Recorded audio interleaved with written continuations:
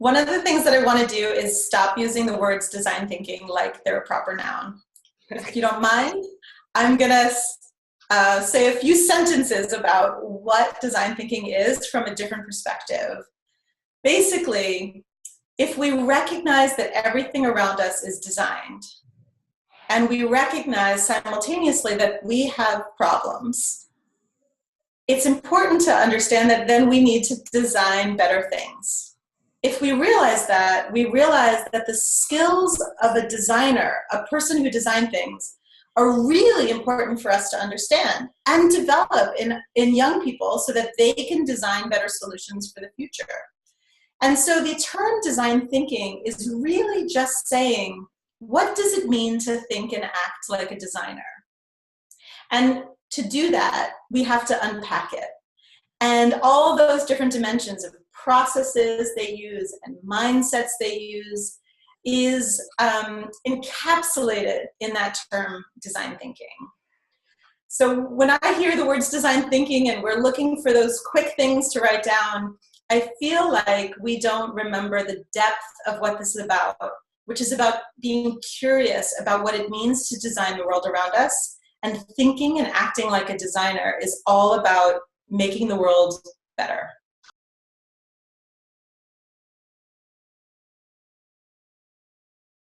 The really cool thing, once you realize that design thinking is just thinking and acting like a designer, then we get to think about what does it mean to help people develop those capabilities. So the cool thing for teachers is there's a couple different levels of it, actually.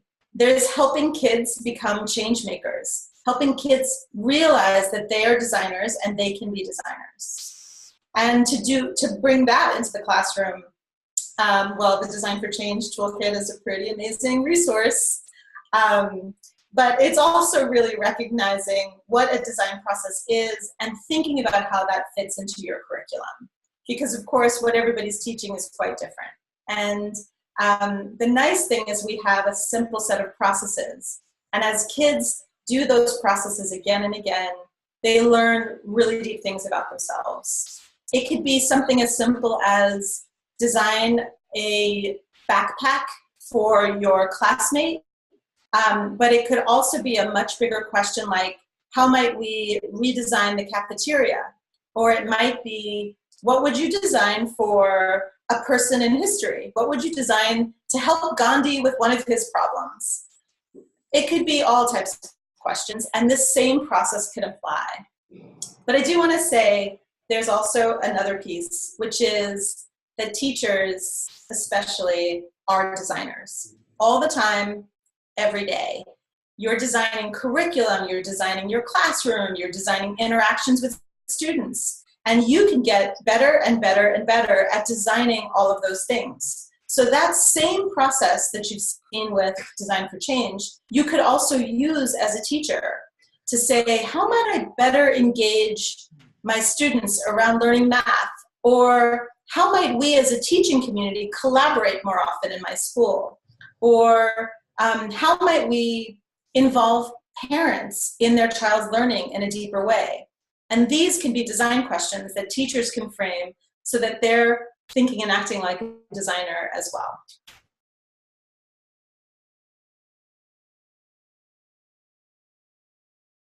There's the methods of design thinking, but there's also the mindsets of design thinking. And that means if you're thinking and acting like a designer, you're not just interviewing other people to understand their lives or brainstorming or prototyping.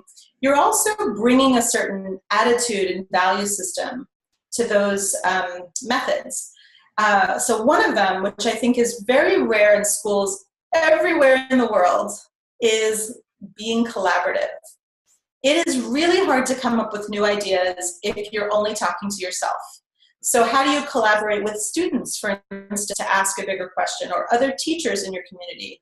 I think the way schools are designed, it's really hard to collaborate because it's hard to find the time, it's hard to find the priority, but better ideas come from working together. So the first I would say is collaborate. The second skill I would say that's really important is I'm going to merge two because they're both important and they're related, which is empathy and curiosity. Empathy is really about caring about other people's experiences and I don't think you can have empathy unless you're curious. And I find we work a ton with teachers. I love teachers. I'm so committed to helping teachers really find their inner designer. But I do find that teachers say things like, I work with kids all the time. Of course I care about them. But inquiring into the lives and the needs and the experiences they have is very different than caring about them. It's actually investigating their lives and what motivates them so that you can be better designers. And that ideally is an endless pursuit of kind of a joyful curiosity about what motivates the people that you're working with, or the students in your class. So that second skill I kind of see as one, empathy and curiosity. And the third I'll just offer is the thing I think is most rare in education, which is actually optimism. I think that the field of education is so hard, and the students and all their demands and their families and all their demands, and man, the load of it is really heavy. And I think because of that, it's actually really hard to constantly believe that a better future is possible, because we see the hardest times and we see the pain that people are in and we see the struggles they have. And we might have micro moments of joy, but when we have the kind of feeling of the education system, it's very hard to feel optimistic. And you cannot design a better future unless you believe a better future is possible. So optimism is the biggest one.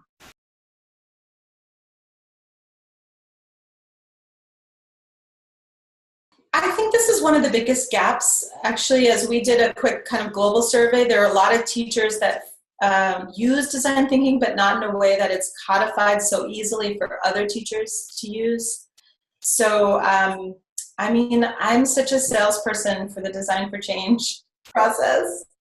So I don't want to repeat something you've already had experience with.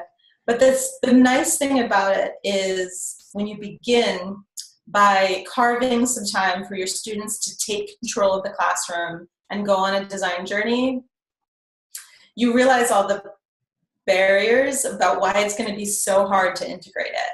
And some of those barriers are like, oh, everybody comes up with something different at the end, so how do I know what's right? Well, right isn't the same anymore when you're in a creative process. Right has a lot to do with the journey of understanding who they're designing for and how well they're meeting those needs. And, you know, that's hard in a classroom. So I would say like a great starting point is to find a low barrier way to try something, even if it's after school, and see what it feels like as a teacher to watch that journey and realize, oh man, this is going to be hard to integrate. And then find simple ways. You know, you could, instead of making it at first about the curriculum, you could make it about your own understanding of your students. Go visit their homes, meet their families, look at the games they play, how they communicate with each other, as a way of understanding their lives in a bigger way, and see what that sparks in you about how you might design your classroom for them. So those are two different angles. One is more curricular and one is more about problem solving.